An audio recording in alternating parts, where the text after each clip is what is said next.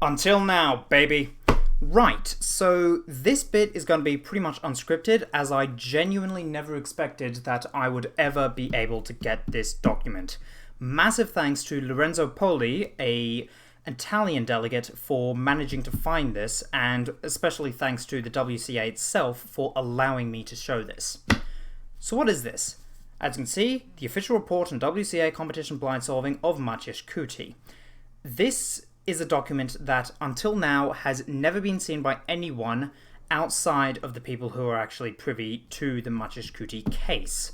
I'll be putting a link in the description for the full PDF so that you can read through it to your leisure, but I'm just going to be going through just some general highlights that I've noticed. So, this is just a introduction on Maciej and his skill level. This is an interesting point. Regulation changes of the WCA. For a while, there was no putting a paper in front of the competitor and behind the cube while solving. Recently, at least relatively recently when this had been created, they had introduced a regulation sort of like that, but it wasn't permanent. So, put the paper in front, then you'd take it away. Put it in front, take it away. Pick that up, take it away, etc. Stuff like that. And that sort of worked, but as you can see, the cohesiveness of the Rubik's Cube community encouraged judges and WCA delegates to rely on the good faith of competitors not to look under the blindfold during the execution stage of the solve. Let's see how that goes. So, this is a description of the original allegation of cheating by Milan Batic from the speed solving thread that I showed you earlier. We're just going to completely ignore that because, as the WCA says, where is it? The WCA disregards all evidence regarding these allegations against Kuti in its analysis and decision. The evidence brought forth by Batic was deemed unnecessary during the course of the investigation by the WCA. Deemed unnecessary.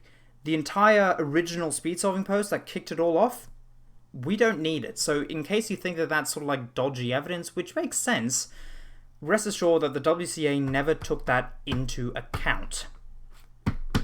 So, what evidence did they actually use?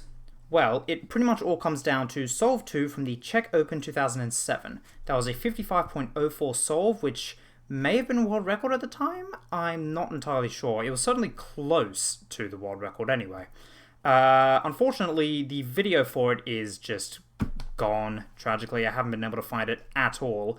However, there is a full description and reconstruction of most of the solve, so we can see what he did. We have the scramble here, and this is what the cube looked like originally. As you can see, there's a whole bunch of pieces all in different places. You know how blindfold solving works, I would hope.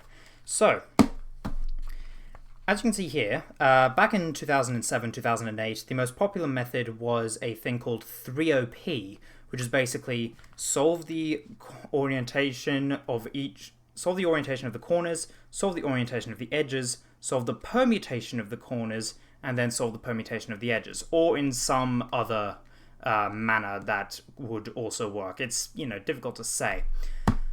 The important point is that he was basically claiming that he used something similar to that, although with the edges it was more three-cycle, I guess you would call it. I'm not entirely sure.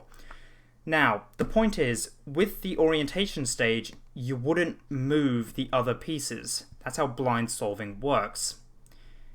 Keep that in mind as we look at what happened after he solved the corner orientation. Do you notice anything off? Apart from the corners being oriented, obviously. Green-orange here, white-green here. Green-white here, orange-green here. Red-white, green-yellow. That's actually the same. That's one of the very few pieces that is the same.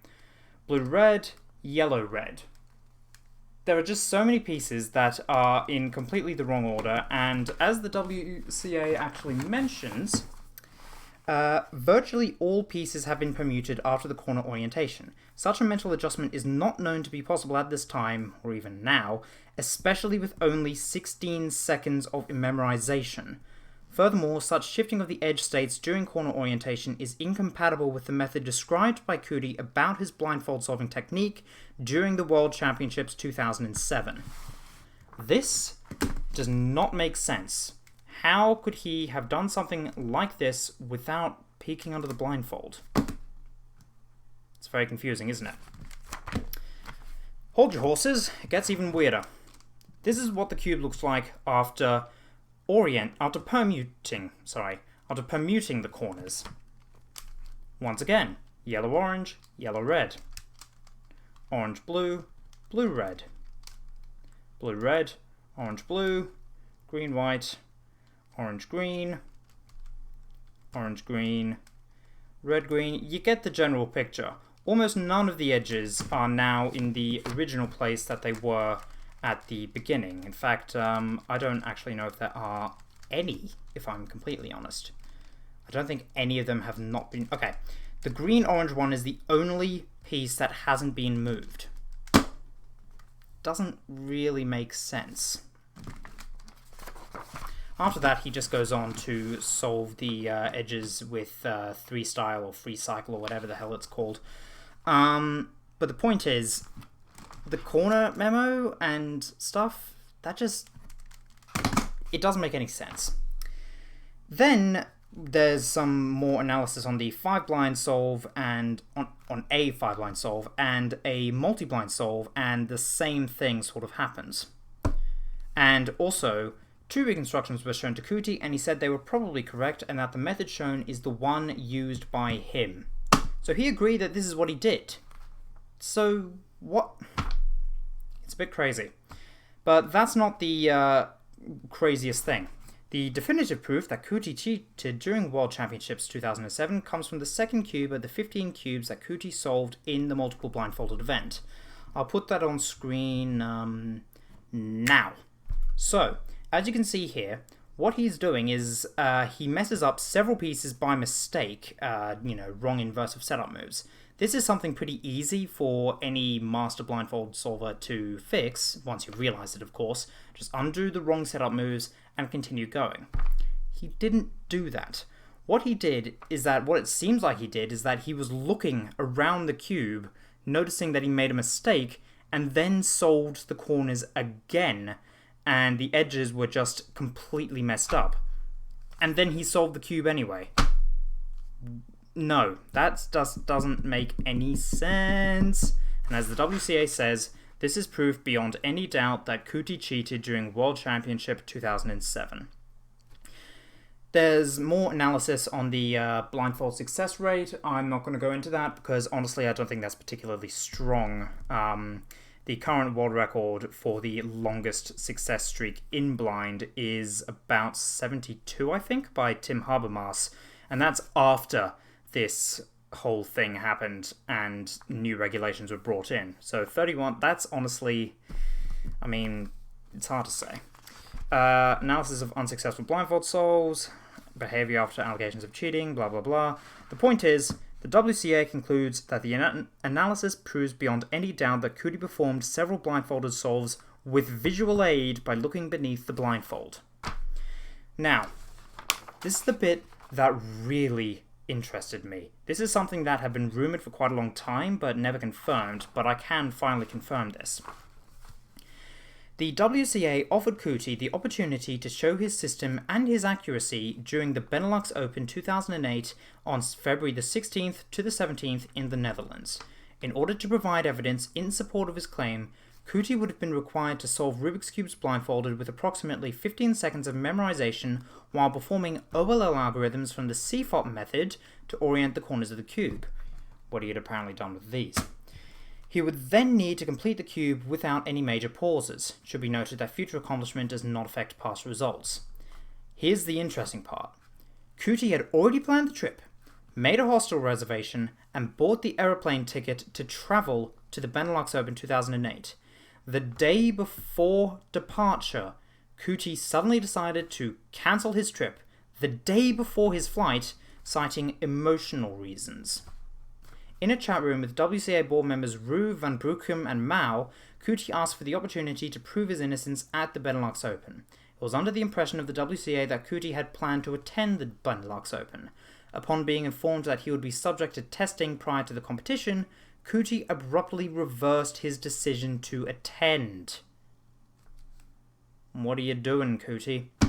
And so, the verdicts came through. Kuti's records in all blindfold events would be DNF'd, but not as speed-solving events because those were valid. Kuti will return 2,000 euros to Seven Towns because that's the amount of prize money that he won in the blind events. Upon returning the prize money, he will be banned from competing in any WCA event for 36 months. Keep in mind that's upon returning. So he, despite popular belief, he can't compete right now because he still hasn't returned the money. Kuti may appeal to the WCA for reinstatement after 24 months upon returning the prize money, and the WCA will issue temporary regulations to address possible deficiencies in regulations and will work to create a permanent remedy for the blindfold solving procedures. Of course, those temporary regulations ended up being the permanent remedy, so that's sad. The verdict is a very difficult decision by the WCA, but an organised sport is meaningless if its rules are not enforced. WCA would like to extend gratitude to everyone who assisted in this investigation. Respectfully, Tyson Mao, WCA board member, North and South America, United States of America.